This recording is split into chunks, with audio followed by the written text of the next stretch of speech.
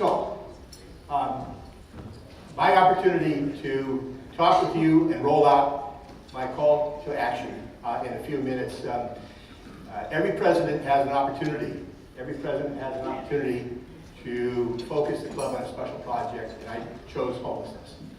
And on Monday, you received from me an email with a couple of attachments, our call to action, which I call Raising the Roof, and a chronology of our journey over the last year plus, talking about Kay and me and many of you out there in the audience here, the crowd here, who were on this journey. Kay and I first started the journey really in the Capitol Club. If you remember, back in the spring of 2017, there was this great event at the Capitol Club put on by our leaders, President Cindy, Elizabeth Monley, of the Disaster Relief Committee, and Bruce McKenzie of Capitol Club to raise some funds for the flood victims. Remember that? A lot of us were there. So Kay and I bought the Fairmont package. And in June of 2017, we found ourselves in this beautiful 11th floor suite at the Fairmont, about time for the sunset, looking out this beautiful bay window, looking for a terrific sunset. And what we observed was a nightly ritual of the homeless unwrapping their blue tarps and getting ready to use the blue tarps for the roof on Market Street. And we knew at that moment that we had to do something. It was said some time ago that you either lead or you follow or you get out of the way, right? Our club, the 8th largest club in the world, has been a leader in this community for 104 years, over 104 years. And this is the time, and this is the moment for us to engage with the other leaders in the community, dip our toe in the water, and to do something to help with the solution, to move the solution forward. And this is our call to action. If this club wants to do something, ladies and gentlemen, what's the answer to that? If this club wants to do something, it gets done, right?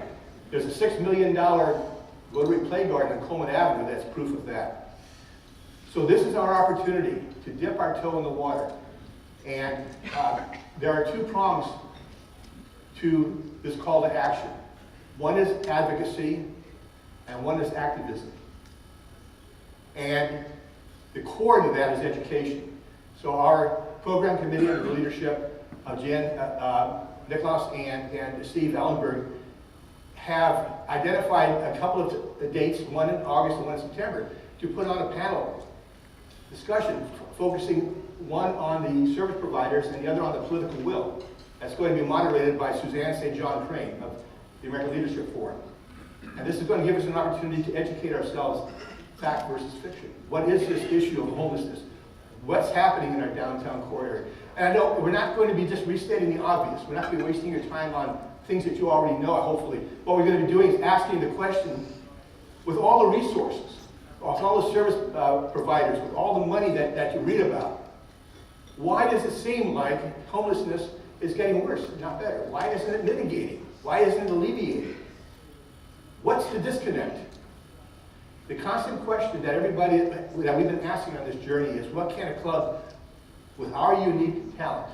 We have a unique attributes of time, talent, and treasure. What can we do to be part of the solution? And that's the journey that we're on to answer that question.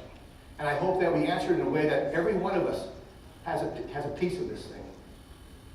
I have reached out to our chairs of our committees to encourage them to come up with some projects during their year which are consistent with their mission that might support the alleviation of the suffering that people are experiencing with homelessness, to work towards restoring safety, dignity, and happiness to the people that are lacking it because they use a blue tarp for the roof.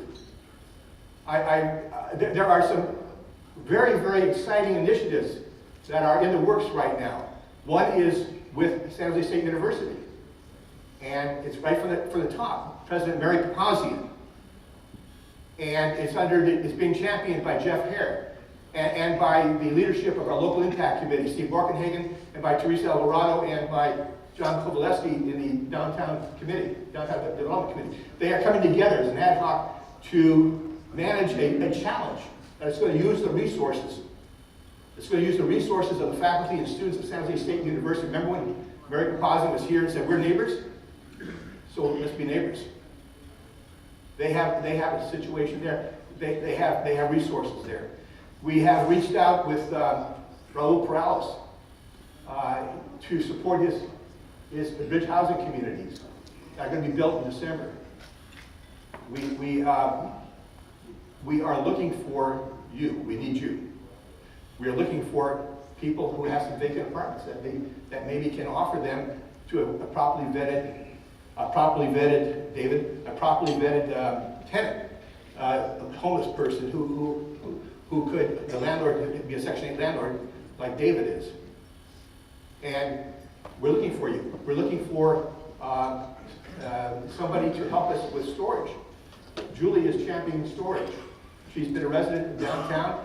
Where do you put your belongings if you are homeless and you need to keep them safe? You put them in a shopping cart and you push them around. But what if you could put them in a storage facility and then be able to go to appointments, be able to look for a job, be able to do things? Julie is working on that with Raul Perales. I want to take a moment here. I want to introduce you to, come on up, Summerlee, please. I want to introduce you to a very remarkable young lady, Summerlee Betancourt, for about 1 minute. Summerlee. Hi, my name is Summerlee Betancourt, and I currently work with Home First. I am a case manager who works with homeless people. We have housed countless veterans, and I swear I wasn't going to cry up here. I am a formerly homeless single mother, 2 children, and I am more grateful to be in this room right now with a lot of you compassionate, wonderful people who are going to step out and outstretch your hand to people and give them a chance. Because I have turned full circle back to where Home First provided a roof over me and my kids' head. And now I'm a case manager there, housing hundreds of veterans and other homeless individuals and families. And I want to say thank you to everybody in this room who helped me and my family become who I am today. And I just wanted to close with something that I think is very dear to my heart, and it's from Joyce Myers. Everybody is somebody, anybody and nobody. There was an important job that needed to be done, and everybody was sure somebody would do it. Anyone could have done it, but nobody did it. Somebody got angry about it because it was everybody's job. Everybody thought anybody could do it, but nobody realized that everyone wouldn't do it. And in the end, everybody blamed somebody when nobody did what everybody could have done. And I'm going to be that somebody that makes a difference.